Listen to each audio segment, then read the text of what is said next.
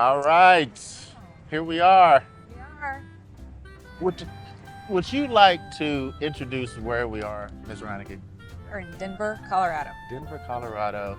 Getting ready for the Engage conference. Yeah. Yeah, I know, it's nice. Love it. It's warm enough, but then like with enough of a breeze, we're just making it happen. We are safe on the streets. And we're trusting our amazing driver. He seems experienced. He hasn't failed it yet. All right, so Pedicab confessional is what we're calling it. Oh, I mean, it's okay. not really confessional. We're talking about insurance. So not a lot to confess, really. Little do you know. That's the next episode. Okay. That's the next episode. All right, so sir, you have been in the insurance industry for all of how long? 5.5 years. 5.5 years. And just to let the people know who I get to ride in this pedicab with today, how much production did your team finish last year with? Year 4, 13 million. $13 million in production year 4. And you guys are on pace this year for what? 16. 16 million. Like, do the math on that. Like, what does that growth look like? Do you want your business to look like this? This is why she's in the cab and you're gonna be picking up gems. So listen up, Okay. all right? Listen up, because this is just natural conversation, answer some questions. So listen for these gems. Now, what were you doing before insurance? For 16 years, I taught school. Okay, So I taught third graders for 13 years and 3 years of junior high. okay. Yeah. And then I did a little, eighth What is graders. that? Ooh, Yeah. God bless you. Yeah. Actually, if I ever went back, I would go back to junior high. Okay. Truly, I think it's the best kept secret. They were bigger than me, stronger than me, but they actually were a ton of fun. Okay, all right. Yeah. Hormones isn't a, Yeah. It was a different kind of job description than the third graders for sure. But yeah, it was a different kind of impact, and I love the impact in teaching. But I had master's degree, a specialist degree, 16 years experience, 2 Teacher of the Year awards. Okay. You're not surprised to know. I'm not surprised at that at all. I was a good teacher, and I brought home. Are you ready? Was it 200,000? I mean, doctors bring home 200,000. I don't know. I mean, like, doesn't Teacher of the Year come with a bonus? No, $2,400 a month. Like, okay, this is a PSA real quick. Pay our teachers more, please. My brother is a teacher. Like, please, like, just for the sake of the children. Like we're 400. gonna lose the Teacher of the Year if y'all keep doing this. So that's Sure. to every governmental organization that's in charge of that. I'm just throwing that out there. If they're listening, well, we know they're probably not doing that. All right, so what had you get into the insurance? Why the insurance industry? Well, it wasn't on my dream board in 3rd grade. Okay. Like a lot of people, but it kind of should be. I was thinking back, like every More people guy, do. but every insurance guy I knew growing up, like my dad's friends, like they all did well. Yeah. I don't know why it wasn't like on career day as an option.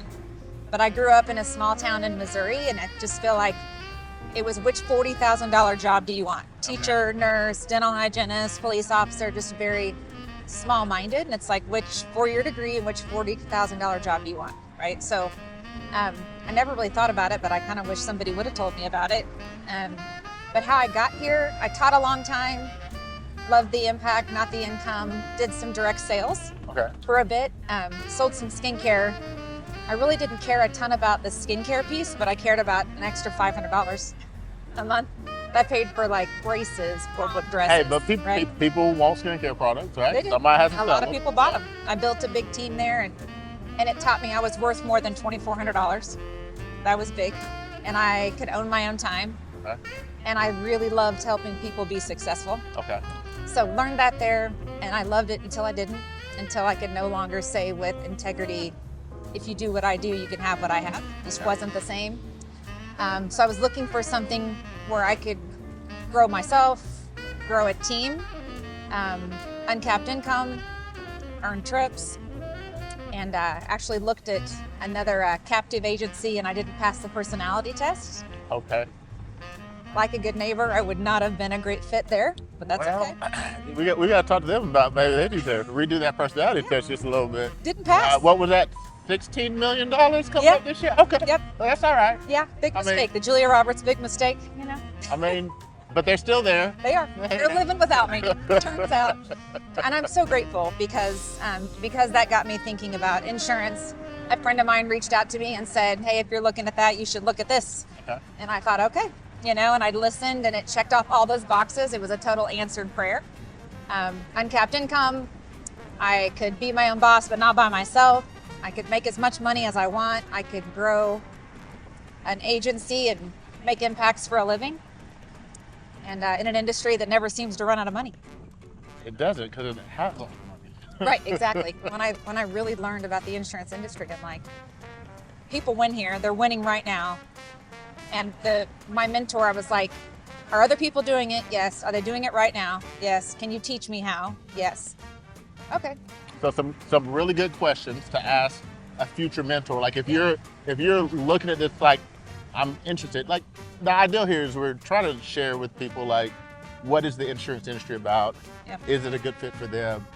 But these are some good questions. Like, Yep. if you're looking to get into the insurance industry, these are some great questions to ask a potential future mentor. Because I think it sounds like you interviewed your mentor before you got in here, Yep. right? Yep. But do you see that happen on a regular basis? Do most people, when they're looking to get into the insurance industry, they see, leads, 100K plus, like they see stuff like trips and all that, and they just jump in the first place. Yep. What should someone do if they're looking to get into this industry? What kind great of question should they be? And looking back, I mean, if you're anything like me, if I'm going to plant my flag, I'm going to plant it. And I just had to know that it was the right place, the right mentor, the right system. And I had to be really certain that maybe I can do it, but can other people do it? Is this an opportunity that will be good for decades? Mm-hmm.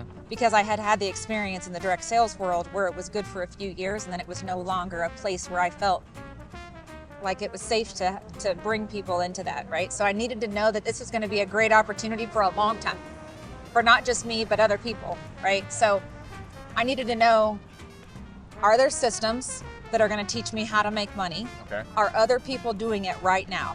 Systems, other people. Other people, because I knew my mentor had been here 8 years, and I'm like, that's great, but I want to know about people now, right? So that was something that was important to me.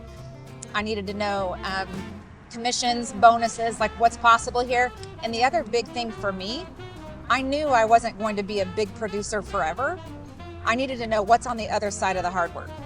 So if you want to hire someone who wants to build an agency, this is really important. So my question was, okay, there's systems in place. I can work hard, I can learn it, I'll figure that out. But on the other side of that hard work, can I lead and train and mentor new agents for a living? And my mentor said yes. And I was in. I had to know what was on the other side, right? I was never going to sign up to do the really hard forever. Yeah.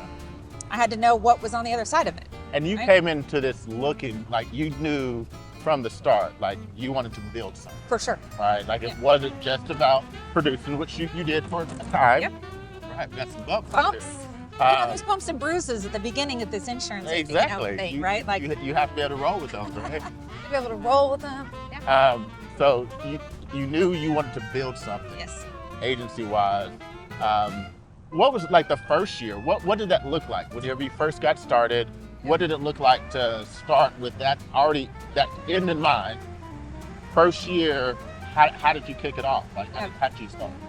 So once I understood what was possible, right? Like I had to understand, what people make, what's possible for me, what's possible for other people.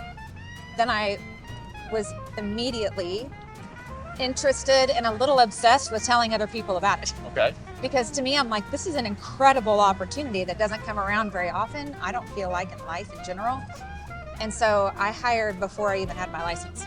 I was on the phone calling a friend of mine, Jamie, and I was like, hey, you need to do this insurance thing with me. And he was like, doesn't sound sexy. I'm like, I think we can make it fun. And I feel like we've made it fun, here. So I was out of the gates talking to people. And I know that sounds weird.